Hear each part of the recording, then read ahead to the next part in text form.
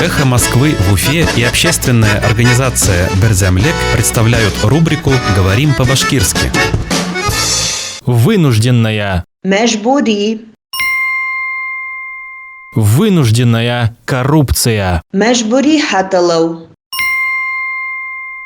Вынужденная коррупция. Мәжбүри хатылау.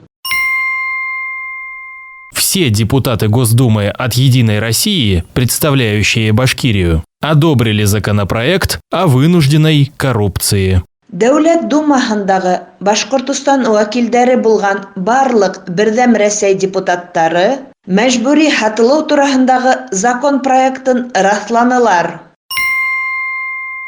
Все депутаты Госдумы от «Единой России», представляющие Башкирию, одобрили законопроект о вынужденной коррупции. Дәүләт Думаһындағы Башкортостан вәкилдәре булган барлык Бердәм Рәсәй депутаттары мәҗбүри хатылау турасындагы закон проектын расланылар.